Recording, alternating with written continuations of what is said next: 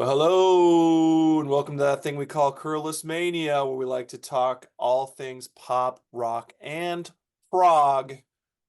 Today, I have a good friend with me. I'm excited to say it's his debut on the channel. He's also my bandmate. His name is Chip Saam. Chip, how are Hey, you today? I am fantastic, Tom. Thank you so much. I can't believe that it's been this long for me to be on Curlis Mania. I mean, it's storming the country. I'm just amazed that it took me this long to be on here. It's taken I'm off, so man. glad we got something together. Yeah. Yeah. No, it's good. I'm glad we finally made this happen. We've been talking about this for a while, and I said, "Hey, Chip, man, you can jump on the channel anytime you want because we talk I just had Greg Addington on the channel and with the three of us talk music all the time. So, Yes, I saw the Abbey Road episode. Very good.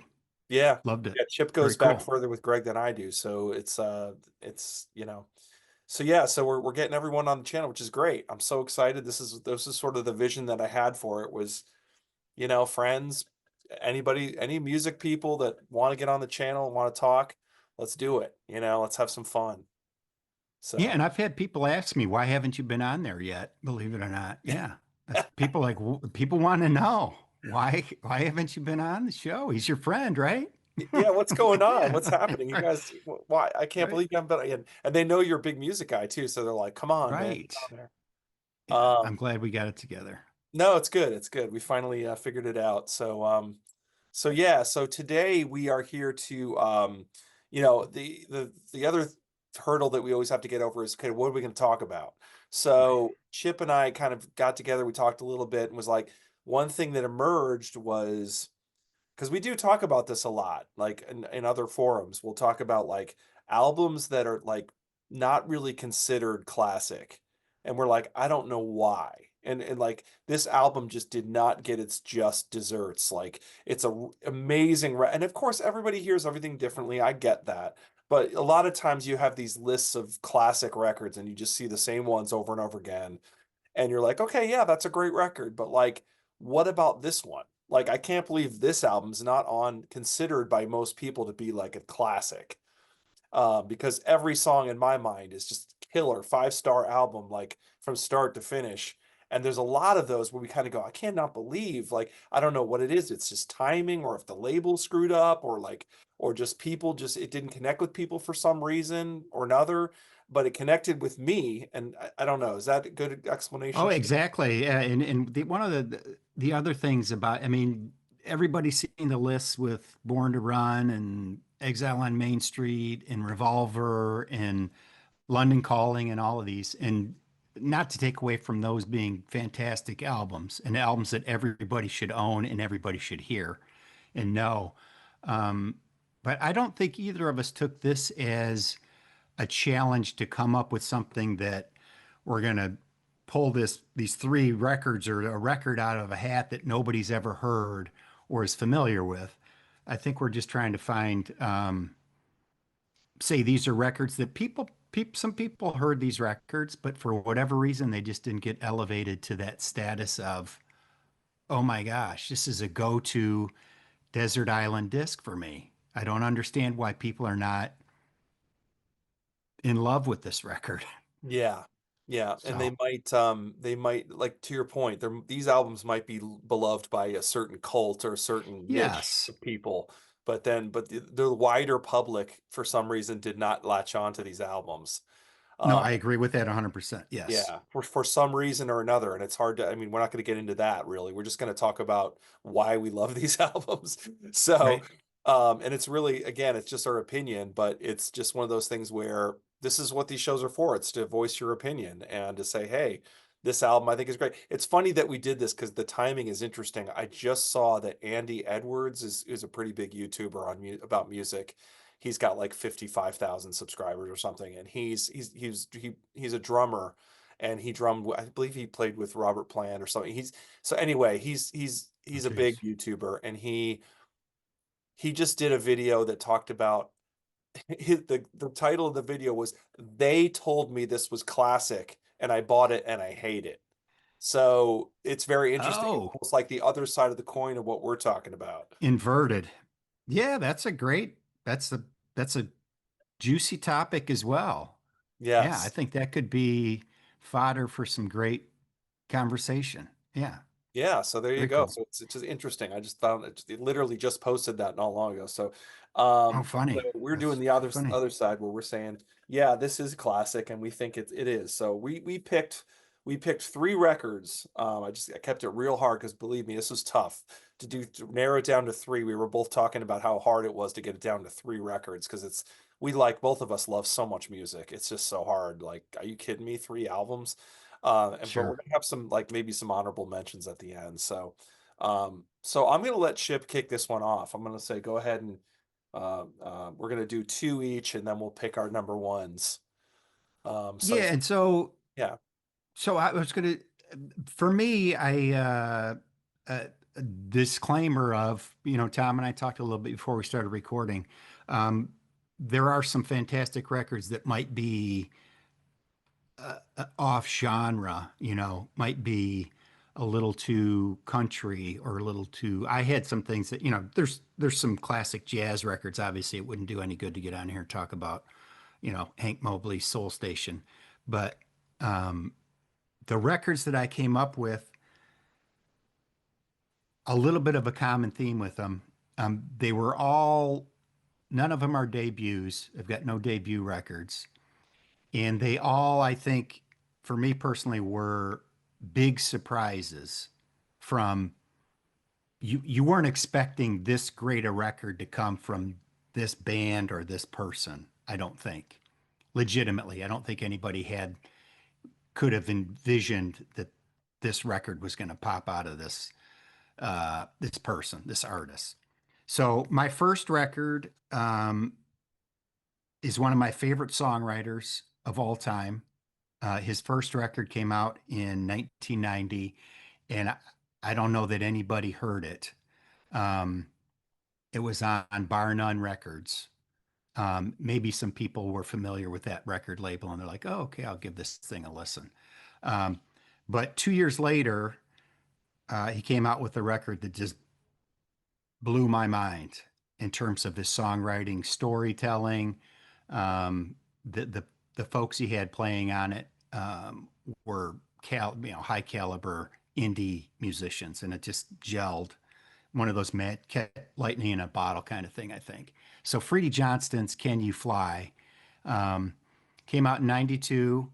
Uh, it was a bit of a mixed bag in terms of producers and people playing on it. There were all kinds of, you know, uh, Graham maybe produced some of it. A guy named, and I'm probably not going to pronounce it right.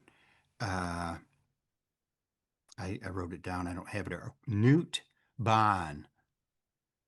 okay, I have since seen his name on another record that I was looking at yesterday. But so those two guys shared producing credits. There's seven different guys playing guitar on this record. Kevin Salem being, uh, to my ears, I mean, he's got some great chops. I love Kevin Salem's Soma City record. Um, Marshall Crenshaw plays on it. Chris Stamey plays on it. Got that New Jersey power pop, indie pop thing going yeah, on. yeah, Um, Dave Schramm, I think, might be the MVP on it because the pedal steel stuff. There's some songs that have a pedal steel that just kind of just take it to the next level for me. Um, but I think the thing that you come back to with Freddie Johnson is the songs and the stories he tells. It's almost like you're watching a little movie in 3 minutes, vignette type things. His characters have a tendency to be maybe a little down on their luck, um, but there's always some hope by the end of it, and just some super super memorable lyrics and choruses and verses that just stick with me. 30 years later, just fantastic record. yeah. It's incredible. It's an incredible Yeah, album. Yeah, and it it is. just And didn't. Yeah, go go ahead. ahead. No, go I ahead. was just gonna say, didn't it just get reissued? Yeah, the other beautiful thing about it is Friday it was reissued, remastered. It's an expanded edition on CD, It's clear vinyl, beautiful looking package. And it hopefully might get some new ears on it, you know, I get the hope credit so. it deserves. Yeah. Yeah. He's that record. I mean, with all of my stuff here, these people they've put out great records besides this one, but for whatever reason, that one for me just really sticks. Yeah. Really, really sticks. Yeah. Yeah. That title It, track. Oh my God.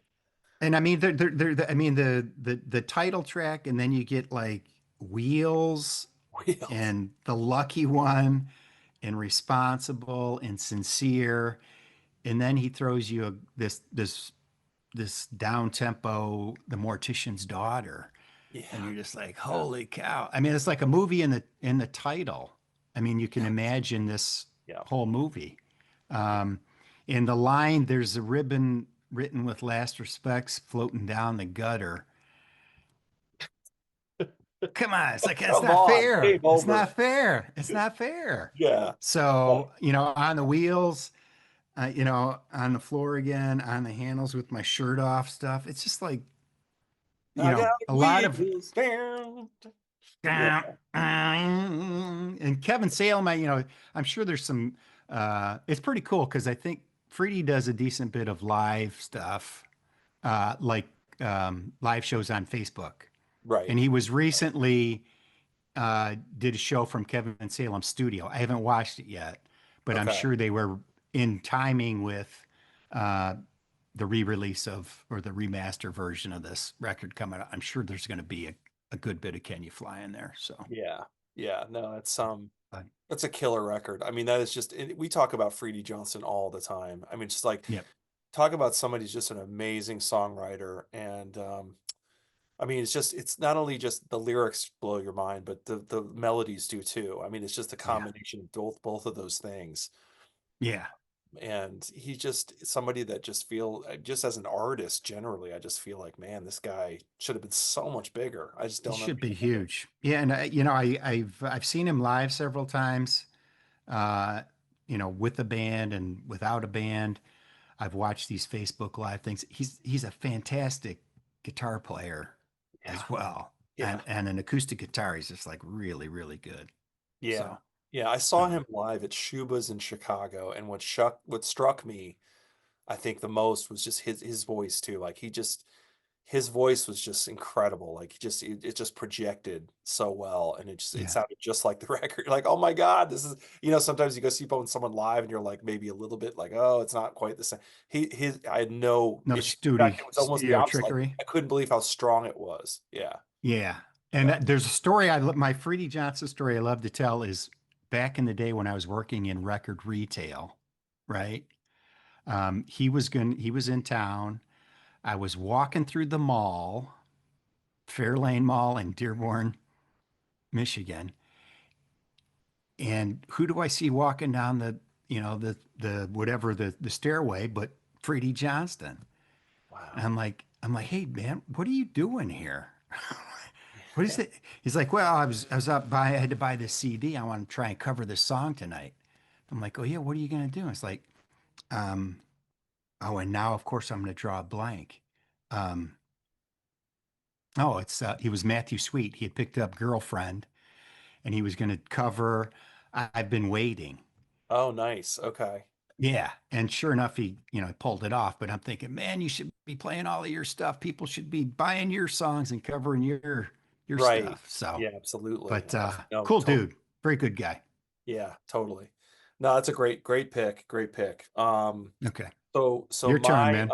my number three, I'm going to jump into my number three real quick, and that is Yes.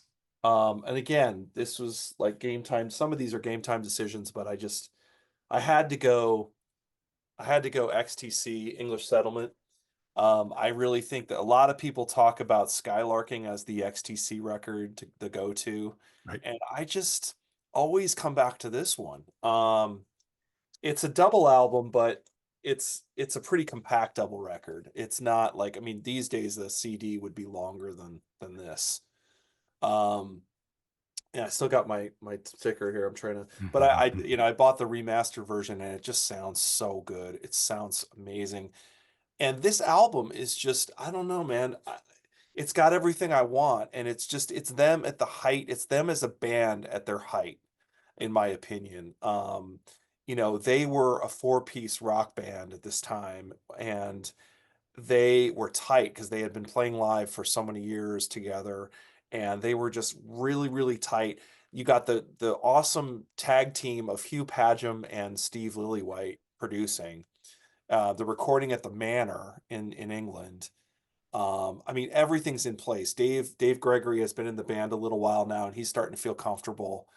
And they really expand their instrumentation. They do a lot of acoustic work on here. You can tell there's a lot more Rickenbacker happening. They got lots more jangly guitars going on. Um, and I mean, they've got hits on here. I mean, Ball and Chain, amazing. Senses Working Overtime, an amazing single. Jason and the Argonauts is just like something what other band besides XTC would do a song like that? Um, No Thugs in Our House, another like single like song, which is just, I mean, and the lyrics are so great. They find out the kid is like a super, they find out that their son is completely far right, and he's like almost going to like these really weird right-wing meetings and stuff, and they find, and it's just, it's crazy, and they're like, oh, it's not our son, it can't be him. um and then things like All of a Sudden It's Too Late, it's beautiful, gorgeous, gorgeous. Melt the Guns is almost like it's almost like a ska dub kind of thing where they just go off, and it's, oh, but it's so tight. And I have to say that the drummer, I can't think of his name right now. Chambers, Terry Chambers. Terry, thank you, Terry Chambers. I can't believe total brain fart. Terry Chambers is just killing it on this album. I mean, he's playing out of his mind. So anyway, I don't, I can go on and on, but I think, and what's interesting about XTC is that this was the tour that Andy bailed on. This was like they were halfway through the tour. This album was getting great reviews. It was getting airplay, and they were like on the upswing. They were going like this.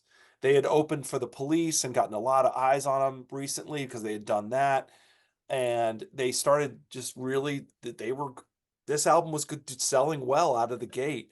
And Andy, this is where Andy fell apart and he couldn't tour anymore, and that was sort of the beginning of the kind of where they stumbled, and their momentum, they lost a momentum after he did that.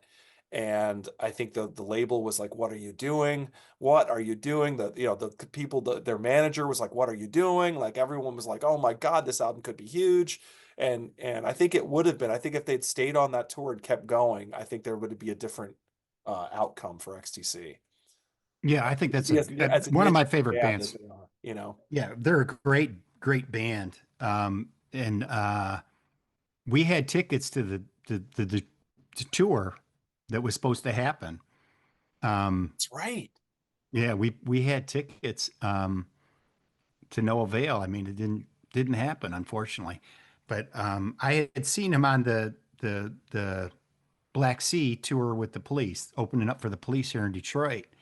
And they blew our mind. The four kids were just like from high school, just like, what is this? Um, and I think if I had to pick a favorite XTC song, it just may be Senses Working Overtime. I mean, Yeah. the Yeah. I mean, it's a master stroke. Just like hook after The hook after hook. yeah, Like, whoosh, yeah, hook, yeah, exactly. you know. Um, And it's such a and weird it's thing to go from ding ding ding ding ding ding ding ding ding, hey hey it's like this right. weird verse, and then it goes into one, two, three, four. It's just, yeah, it's weird. It's a weird song, but it works really, really well. Yeah, and it's interesting to hear you being a drummer talking about Terry Chambers on this record because I Mhm. don't know that I would have pulled that out of it. Oh my God. Um, He's out of his mind on this album. yeah, yeah. Like in a great way, just fantastic. I'm looking Five-star at the drummer. track list. Yeah. Yeah.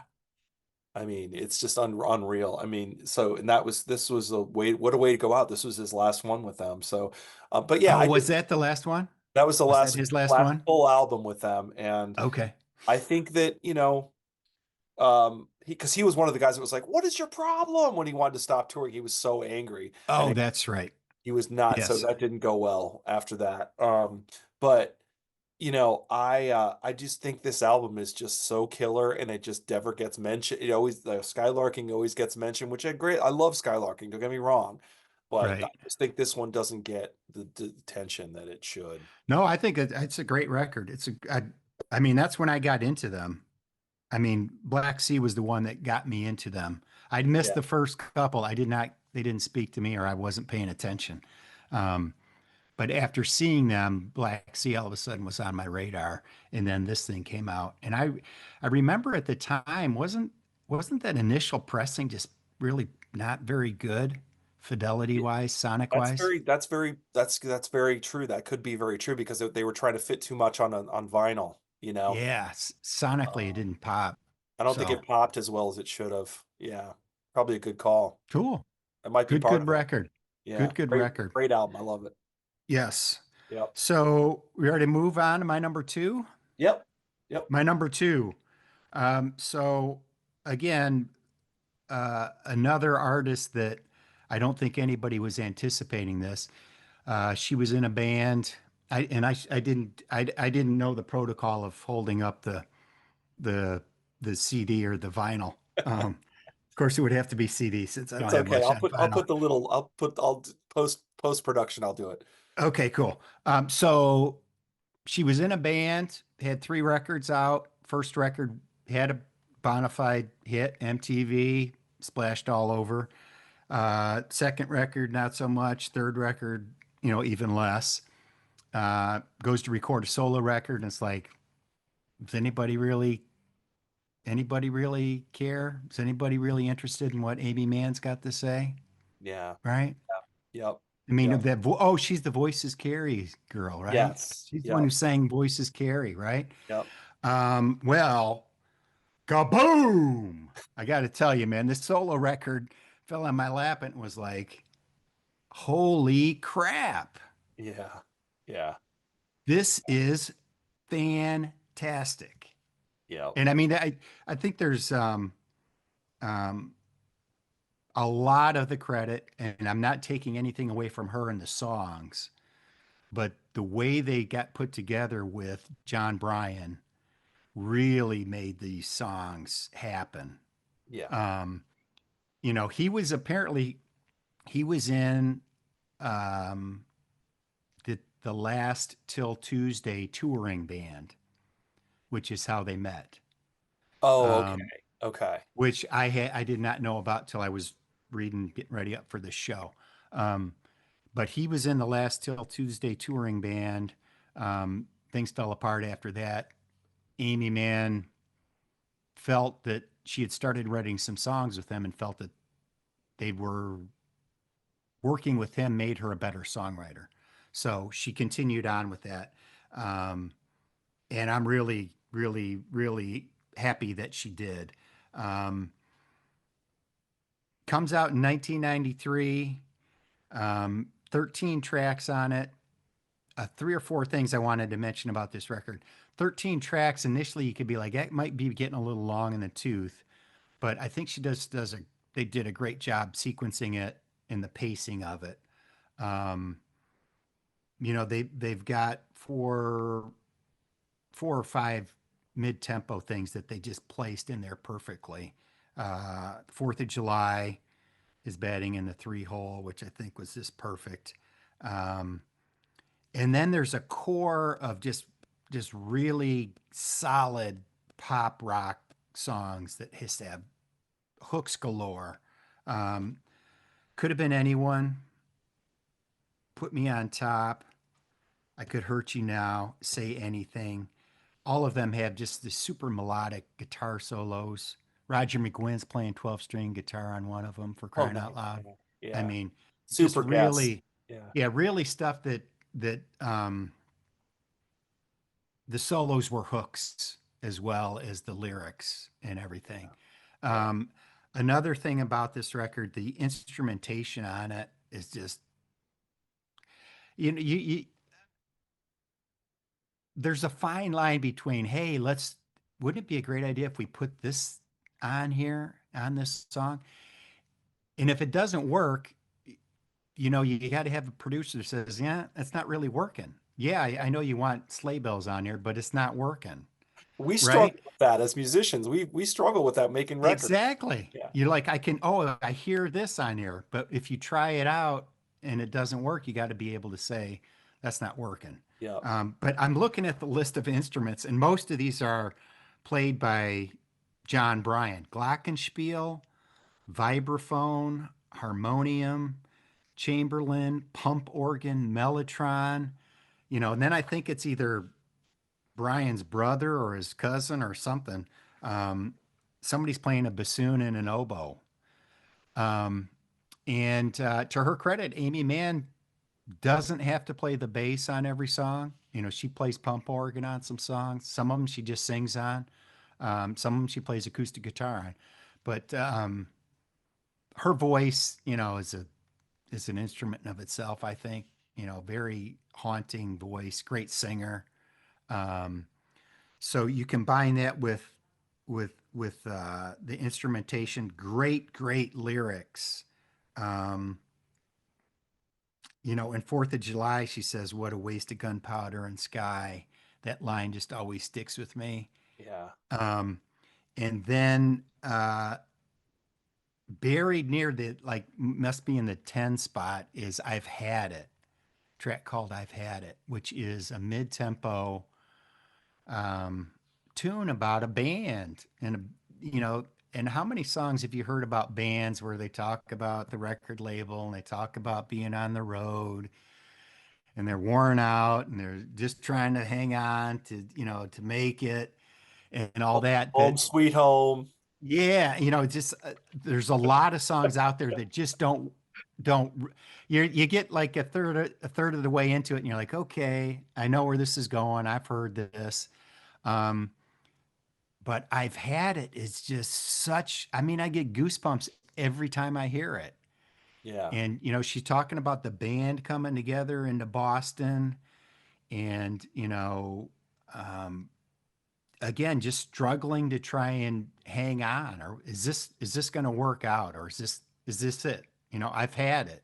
It's so Um, raw and honest, right? It's just, yeah, she's yeah. brutally honest. And I mean, the lyric that, like most amazing things, it's easy to miss and easy to mistake.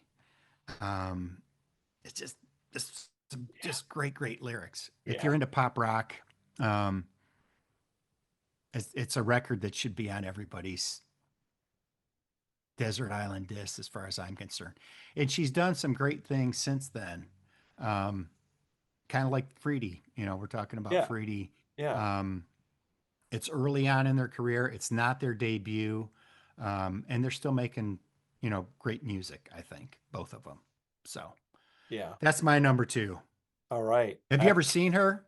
I've never seen her. I need to see her live. Like if she's like on Okay. my list, like if she ever comes to the Detroit area, I, Yeah. or even Chicago, I really should just make an effort to go see her because it's one of those artists that I really respect, and it's like I remember that at that time when that album came, but there was a lot of buzz around her at that Yeah. time. Well, and I mean, in that last song I mentioned, I've had it playing out. The record company, she gives them the second record, and they go out of business before the second record comes out. I'm with Yeah, Stupid, that sucks. um, and yeah, the timing of all that stuff is there's never really a great timing for your record label to go out of business, but No. um, it's just a super record, Yeah. really well put Awesome. together. Awesome. Very cool. So my number two, keep things rolling. I'm staying in 1993. Isn't that interesting? Oh, good. That's very Um, interesting. Uncle Tupelo, Anodyne. This album just, man, I listened to this Okay. recently and I was like, oh my God, this record is just unrelenting. It's so good. And this album really opened my mind. I mean, a friend of mine was like, "Hey, have you heard of this band Uncle Tupelo?" And I was like, "No." And he goes, "Oh, you man, they just put out this record." And I'd read about them. I take it back. I think I'd heard about them or read about them, but I hadn't heard their music yet. And he taped this record for me back in the day when you got cassettes. and he taped this album for me and he gave it to me and I just wore the tape out. I was like, "Oh my God, this album's great. Like this is so good." And it really kind of opened my eyes and ears to sort of alt country. This is sort of the beginning of like, wow, I kind of like this alt country thing, you know? And this was my band though. I mean, this was the band that really like was like, man, I love it. So this album is just it's the end of the band. It's the last album they did. And Right. it was on Sire. It was their first major label album. And they were from Illinois. They were from two guys from Illinois, and I was in Chicago at the time, and they were from Bellevue, Illinois, just downstate Illinois. And they really kind of were like the pioneers of like in the 90s. It was like Uncle Tupelo were sort of like the pioneers of alt country. Like they were like they had started this thing. And there was just two dudes. There was just two guys from downstate Illinois, Midwestern guys. And unfortunately, the tensions that arose between Tweedy and Farrar during these sessions, I think it started in these sessions because they lost their longtime drummer Mike, who was also like their old friend, and I think there was something that when he left, there was some chemistry that kind of left with him, and then after that, um, it was almost like two alphas in the same kind of cage, and that kind of reminds me, the Tweety thing reminds me a little bit of George Harrison. It was almost like his writing just got better and better and better, and he wanted more and more songs, or he was just presenting more songs all the time. That's Tweety. That's Tweety is Tweety, the George Harrison. Okay. yeah, because he was sort of like Farrar, I think, started the band, and he was kind of the Jeff Tweedy learned a lot from him, I think. I mean, that's fair to say. I think they were friends, but it was kind of like Jay was kind of started. I think Jay was kind of the leader of the band, and Right. Jeff was just all the time writing better and better songs and getting better as a writer, and that caused some tension because I think the band was starting to say, "Hey, Jeff's songs are really cool," like Jeff, and then his songs became like the singles or something like that. The record company was picking some of his songs. So it just became this like sort of a healthy competition that became unhealthy, I guess Right. what they Right. say. Right. And it kind of reminds me of the George Harrison thing where he started writing "Here Comes the Sun" and "While My Guitar Gently Weeps" and something, and all these songs that were becoming like just as good as Lennon McCartney tunes, and they were like, oh my God, this is becoming a problem almost, you know. Right. um, so, but things like Slate, I mean, Acuff Rose, Long Cut, I mean, Anodyne, the title track, We've Been Had. I mean, there's really Chickamauga. I love New Madrid. Oh my, I mean, there's not a bad song on this record. Yeah, I just absolutely love it. And it really started my love for, Sun Volt, Wilco. I followed them after that, became big fans of, and I bought the rest of the Uncle Tupelo catalog. So this album just started it all off, kicked it off. And I don't really hear this album brought up that much. I mean, it's in certain circles, but I don't hear it brought up that often as like a Stone Cold classic, and I really think it is. So that's my number Yeah. I two. mean, I think that could have sparked. I think you could present in an argument that sparked that whole No Depression, the magazine. Even. I mean, that Yeah. was all in reaction to. I think that record really Yeah. just. I mean, no, wasn't the phrase "No Depression"? I think that was an old Carter family thing, but those guys, Uncle Tupelo latched onto it and brought it into ears today. Mainstream. Yeah. Yeah, yeah, yeah, really did. Yeah, they took a lot of the old like Carter family and all these old, influences and kind of brought them and made them modern. And Um, Right. it's kind of that's kind of what they were known for. But yeah, I just think the songwriting is just incredible. I just think they're great songs, and the two of them together were a powerhouse. And I kind of wonder if they had stayed together and made another album. If you like, my fantasy is like you combine the best of Sunvolt's debut and AM, you know, um, Yes. Trace and AM, and you take five songs of each and put it to, oh my, that would have been a monster record. Holy Yeah. moly. I loved AM. Yeah. Yeah. It's interesting. I mean, for Uncle Tupelo, how many records did they do before this one? I think they did. Anodyne? I think this was their third record. Was So it it really? wasn't like they had this huge discography. Okay. Yeah. Yeah, I'm not all that up to speed on Tupelo Yeah, what's it, or I'm trying to think, was it 3 or 4? It's I really should know this. I just can't think of it for some reason. But yeah, I think they had like a live, right? I mean, this was recorded live in the studio. That's another thing that's really cool oh about it. cool. It was Very done cool. really quickly in the studio live. So, Did they um, do it themselves, do you know? I Who know produced it? it was done in Nashville. I don't know as far as recording, you mean? Yeah, has it got a producer on there? You kind of Um, reckon? it's a good Produced by? question. Um,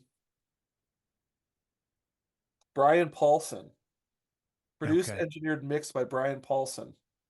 It was Okay. recorded live at Cedar Creek Recording in Austin, Texas, May and June '93. There Awesome. you go. Very cool. Yeah, great record. I love it. Absolutely Good love it. record. I have to pull that out. I don't know that I gave it that its due when it was out. Yeah, check it So out. Listen to it a again. little It's twangy for me at the time, but I mean, I like a lot of alt country, a lot of country. yeah, Went through a it's usually country not my phase, man. bag either. That's what kind of Yeah. surprised me and kind of blew me away the most was just that I was really into this, and I usually it's not my thing, but Well, I is love that album. and it's is it there's it's like a Neil Young raggedy, a little raggedy to it. Yeah, there's a Yeah. little bit of like there's Is a that little Neil Young seeps in, a little bit of CCR, a little bit of like right? it's yeah, it's there's a little bit of everything is thrown in there. Okay. You can tell what their influences kind of seeping in a little bit. Excellent. Yeah, so Great choice. that's my Great pick number choice. two. That's I'll go. Okay. So we're moving on here. Drum Yep, roll, right? This drum is the roll number drum roll. All one. right. And preface this to say, hopefully there's a number two or and three and four a version of this video where we talk about records that should be Oh considered God, classics. yeah, absolutely. Yeah, this Because could be an ongoing thing, Chip. We could make this like just keep very going. true. Yeah, Yeah. very true. So this again, the theme that tied my three together, this band also after their first record, um, I think their first record probably caught some ears, but you certainly weren't expecting um, this sound. Their sound changed fairly dramatically. Yeah, I'll just say dramatically changed between the first and the second record. Um, and the first one was mildly successful in England, I believe. Um, so it was kind of like what the heck prompted this change? Um, so the self-titled record comes out in '85, and these guys, and I've read the book. I'm not sure how it ever came together, but they somehow end up on this little tour of the States. And while they're over here in the States, they're talking to college rock DJs and some other music people. And while they're here, they're listening to things like Steve Earle and Lyle Lovett and Tom Petty. And when they get back and they start working on record number two, um, they kick out the guitar player. The drummer is about to get kicked out. So the drummer just sticks around for the earlier demos. So 4 years after the self-titled record in 1989, and I'm gonna not do the Curlis Mania thing. Out comes this record, Telemetry, Waking Hours. It's just like holy crap. You're just like, oh my gosh, this is so good. But it's so if you hear the first record, almost twee, right? His voice was Yes. very, he was Yes. young Yes. dude, very twee. And as I'm reading, as I read in that book, they were like the conversations they had with people over here in America were like, Lyle Lovett and Steve Earle, you guys are playing that? That's selling records. We got home and we were like, apparently they get back to England and they say they would gotten lumped into the Smiths Yes. and Yep. James, and Right. people were expecting that um, that thing. And the quote I read out of the book was they got back and like, hey, we can play blues licks. It's like, hey, let's stop being little cute indie guys. Right. So Right. they really gravitated towards this a little more earthy. I don't want to say alt country. I don't want to say Americana because it's really not. It's pop rock with some touches of that those other genres mixed in. Yeah. So it You was a hear a little bit. calculated change. They Yes, yes. yes, absolutely. It was like they wanted to get away from. I think they realized maybe we're not going to. There's not going to be another Smiths, right? Right. And Right. Yeah. they. I think they felt more natural and in their true shoes when they were playing things with a little more earthy stuff going on. Yeah. Um, and so right out of the box, um, Kiss This Thing Goodbye starts out with a harmonica. I mean, total left turn from that first record, Right. right? And throughout the record, they get they another record similar to Freddie Johnson's where they've got a mixed bag of producers. Yeah. Um, they've got a demo recorded with Gil Norton that ends up on the record. Um, A&M Records is like, hey, who do you guys want to produce? They actually go to LA and record a bunch of stuff with David Kirschenbaum. These are big names. Yeah, I mean they liked the sound of, and not necessarily that soft the sound, but they liked what he did with Tracy Chapman on her Yeah. debut. Right. Right. So they record a bunch of stuff with David Kirschenbaum and get back to England or like listening to the mixes and they're like, this sounds like crap. Oh wow. This Oh, sounds awful. We can't okay. we what are we gonna do? Right. You know? Right. And fortunately they had some strings at the record company that were able to pull and said, hey, okay, we're gonna go back to square one and start re-recording some of this stuff. Um, so they got Hugh Jones, who had produced the first record, um, and they get through some songs with Hugh Jones. And one of the nights they're sitting around with Mark Freegard, who engineered the Hugh Jones produced tracks. And Mark Freegard has got this little bit of a looser, rollicky sound. And they're like, hey man, let's just cut the rest of the stuff Go with this. with Yeah. with Mark. And fortunately, Hugh Jones had another engagement to get to and produce. So they cut the rest of the tracks to the Mark Freegard, and it just works for me. It works incredibly. Um, every song on that record has got something that grabs your attention, I think. Um, Justin Curry, number one, is a fantastic vocalist, just one of the best Yeah. vocalists in Yeah. pop music, I think. His lyrics are fantastic. Um, he has a way of um, he throws phrases in there that you're very relatable things. You know, a lot of boy girl broken hearted things. What am I doing here? I'm downtrodden, but the music is very lively, and he just has a way with the phrase, I think. And when he backs it up with that vocal, it's just like crazy.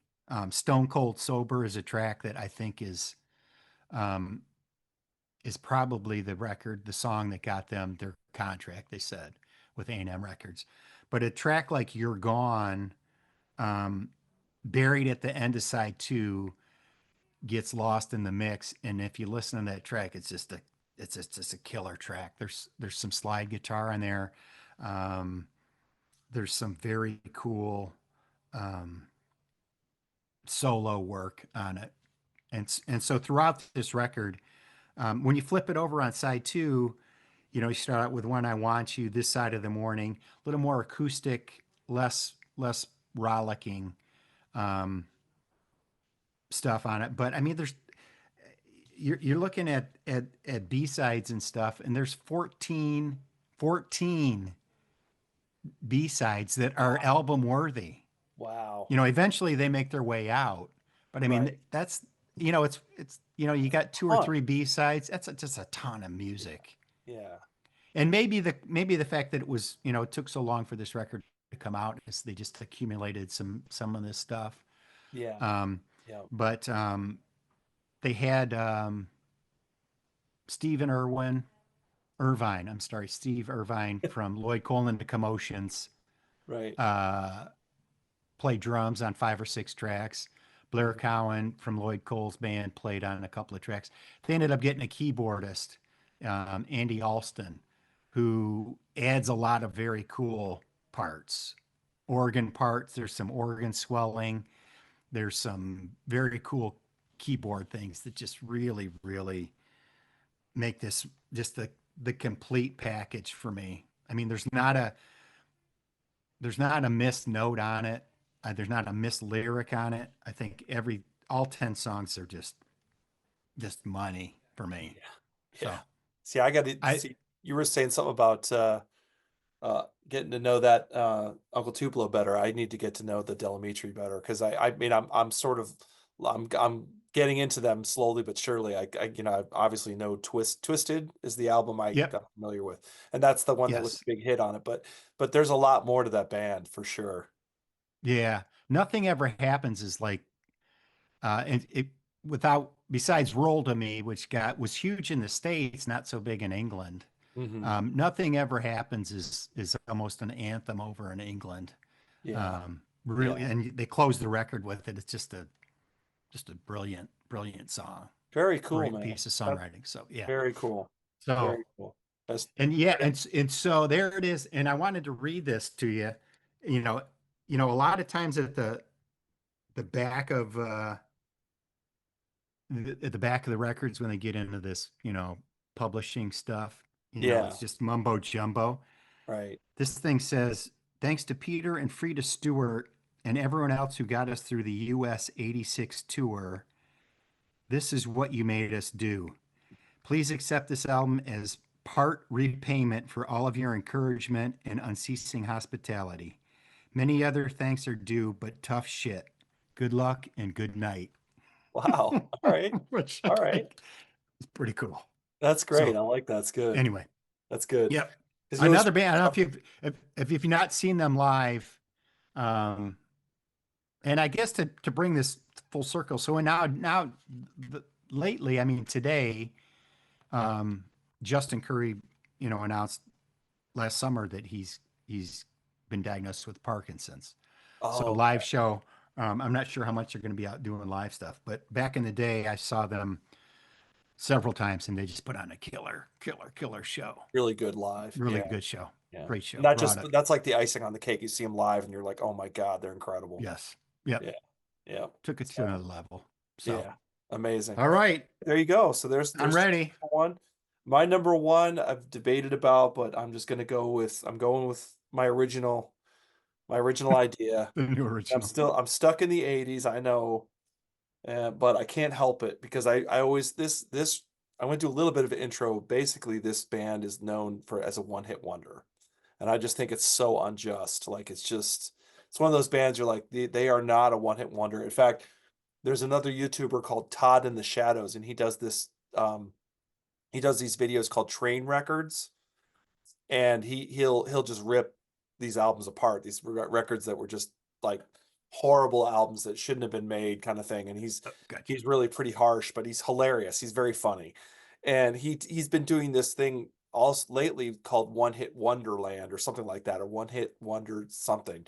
And he did one recently on this band, and it's funny because he even says during the video, he's like, "Man, this band was really good. Like they really shouldn't have been a one hit wonder band." Huh. And just based on this album alone, and I really think this album should have been considered. I mean, I think it did fairly well at the time because of the hit, right? But it's not Right. just the hit, it's like the whole record, and that is Big Country, the cross. Oh, good. Yes. I've Good always one. thought this record just kicked butt. Like ever since I first heard it back in '83, I was like, I Mhm. love this record. So and again, another Steve Lillywhite production. So I must be a big Steve Lillywhite fan. Um, but I just thought, man, this is like so. It's like the songs are there. It's anthemic. It's like big Right. guitars. The drumming is like again another theme with me is the drumming is Mark Brzezinski on drums, just Oh my freaking killing gosh. it, and Tony Butler on bass. I mean the rhythm section is just like Yeah. as you would say, Nuts. so money. Nuts. And they played with Pete Townsend. I saw them playing on a video for Slit Skirts with Pete Townsend. I'm like, that's the big country guys. So that made it them even cooler. Um, and but yeah, man, I just the drumming what blew my mind, and I loved the single. I loved In a Big Country. That was the big hit, and I loved that song when I heard it. And Right. I went out right away and bought this record. And then there's you listen to the whole album. Fields of Fire was the second single. Loved that That's a second great tune. single. Inwards, everything inwards, but everything's loose. Chance, the storm Chance is a harvest great song. home. Yeah. I mean, there's just this whole album is just like, and then Right. Right. Lost Patrol. Man, A Thousand Stars, Poro Man at the end. That I mean, and the guitar is like I remember being like so like blown away by like they sound like bagpipes 1 minute and then they're doing and you know what's crazy is that Stuart Adamson is the main is the he's the leader of this band and he does most of the Right. guitars. When I saw them live, he was doing all the leads. I was like, oh, I thought it was Oh, Bruce who really? did all the Mark. leads. Oh, yeah, yeah, yeah, yeah. He does all the leads. So he's singing lead and he's playing lead. It's like, oh my God. Yeah. I think that So was a revelation for me too. I don't remember. I just assumed that it was not. I thought it was Bruce Watson doing them. yeah, I thought he Yeah. was playing. I thought Stewart was just playing rhythm and singing. It's like, no, he plays all the leads. Front It's like, guy oh my singing. God. Yeah. And he's doing a lot of you know, what's that thing that kind of holds that I The am playing. Ebo. What? The Ebo. Ebo, thank you. Ebo. I am my brain is like oatmeal today. The Ebo, he does a lot of Ebo work, which is super cool. And so not only this record, but like Wonderland was the EP afterwards. That's even Right. just as good. It's like four. I think it's like four songs from these sessions. Right. One, you know, Wonderland, Action Park. There's one. There's like four songs. They're all killer. Just like, oh my God, this whole session. Right. They just anyway. I think this album is like 5 stars, and I think that if you haven't listened to this album, if you own it, you haven't listened to it, take it out, crank it up, and listen to it again. If you don't know this album, pick it up like right away. So I just think this is an awesome record that got kind of what lumped into the one hit wonderland that shouldn't be. So there you Well, and go. it's interesting because they were that was the only debut out of the six picks, right? Not now those Yes, guys that were veterans, obviously. Stuart yes. Addison was in the Skids and He was in whatever. Skids, exactly. Yeah. He was in so he was kind of this was the first, you know, his band. This was the debut of his band, but like you said, he had been around for a while with Skids, so Right. you know. But that's the only debut. That's Yes. yeah. Yeah, so I tried to stay away from debuts too, but I couldn't help that one. And I No, think no, there's some great debuts, man. yeah. Ooh. And the thing is, you know, I got to bring it up before I forget to say because this is in my mind. They got compared to U2 a lot back in the day. They did. And they were Yes. like, "Oh, you guys are sound like U2. You're anthemic, and you have the big guitars, and you've got the vocal, the Right. wailing vocal." I'm like, U2 was influenced by Skids, who was Right. Stuart Adams's previous band. So Right. Right. it's a kind of a weird circle thing where it's like, yeah, U2 Right. is influenced by him. So yeah. Right. So anyway, Did but you yeah, ever see no, them? Did you ever see Big Country? I did. I saw him live. I saw him live in like the 90s. So it was like much later. But Okay. but it was still great. I mean, they were promoting oh God, what album was it? Well, I think it was called Why the Long Face, I think was the album Yeah, yeah, with the dog. Yeah. with the dog. The And it was Doberman like Pinscher or whatever. something like that. And anyway, I Yeah. think it was that record. Anyway, but they played a lot of classics. Like they at the end they just like cranked out like all the songs from this album. And Oh, cool. I was on cloud nine. It was awesome. I was like, oh my, and they sounded awesome. Like they sounded so good live. I was like, Right. man, they're great live too. Like it was just it was a great concert. They Um got forgotten. They got forgotten, and they they still put kind of out some. did. They put out. they got a little heavier rock almost, I think, hard rockish, but they put out some really good records. They did. Yes. Yes, they did. I mean, So, I love I think Steel Town is quite good. That got kind of ignored, the second album. I right. think Peace in Our Time is a So, great record, really kind of a heavier record. Thought it was really good. yeah. I mean, I'm a big country fan. I just love the band. I think they're great. Um, Oh, well, like you said, that rhythm section. yeah. I mean, holy smokes. Yeah. Yeah, I Holy remember this one smokes. guy in high school I was so jealous because he was a drummer and they played like in our lunchroom or something. There was some like pickup band from my high school ended up playing hmm somehow they played like three songs in the lunchroom. I don't know how they got Uh-huh. this approved or whatever, but it was like he started doing the big country stuff and I was like, "Oh, like Oh, that's so really? cool. Like I want to do Very that." cool. I was That's yeah, so cool. anyway. Awesome. Yeah, so there you go. There's my three. So All right. Well, we got through it, we got right? through it, man. We did it. And like I think we need to do more of this because three is just not Yes. Oh, yeah, I've already got my list stouted. yeah. Yep. So we were thinking about doing honorable mentions. We're not gonna do that. So because No, we're gonna do more of save it. those. This is gonna be a series. I'm gonna make this a series because there's Good. too many. We had such a huge both of us had massive lists. So Yes. I'm thinking instead of doing that, let's just make two more episodes. You know what I mean? Oh, I agree. I Yeah. agree. Hopefully people So like it. if Hopefully you're enjoy yeah, the. hopefully people like it. Hopefully you'll want to do it again with me. So Oh, we'll I'd do love to. you know. So Absolutely. Chip, you did an awesome job, man. Thanks again. Thanks for coming Well, on. thank you for having me. I really appreciate it. A lot of fun. Love Yeah. talking music with you. Yeah, it's a blast. I Like, mean, it's just fun. It's just we do this. I always say it when I talk about my channel, I said we do this anyway. And all we're doing is right. recording Sitting it. around doing it. Right. Yeah, we'll do it. Exactly. We'll do it. We'll have a beer or dinner or something. We'll be talking about the same stuff. Um, Exactly. so anyway, but thanks again, Chip, and I hope you guys enjoyed this episode. Something a little different for the channel. Hope you liked it. Let us know in the comments. What do you guys think? What do you think of these albums? Are you familiar with all of these records? If you're not, I'd be interested. Or if if you disagree, let us know. If you agree, let us know. I read all the comments, so just let us know. Yeah. Um, If you've got some forgotten classics, let us know. Yeah. I think yeah, it I'm should sure be that's here. what's going to happen. They're going to be like, "What about Yeah. this one? What about this one?" It's like, man, Right. on my list. Don't worry about it. But that's probably Cool. what we're going to get a lot of. Is these are my lost classics, which is great. Do it. Let us know. Right on. So yeah. Yeah. So if of course give us a like, hit like, hit subscribe because if you hit subscribe, it helps the channel, man. It helps me want to do more. Want to do more content because this is a lot of time and effort to put in, and you want to see that people are enjoying it, liking it, and put to my subscribers, to people that have subscribed. I don't think I've said this. Thank you so much. Thank you for subscribing. I appreciate it. Thank you for joining the ride with me, and I hope you've been enjoying it. So thanks to all my subscribers and let's get some more. So like if you like this hit subscribe. So anyway, thanks again everybody and we'll see you next time on Curlis Mania. Later. Peace.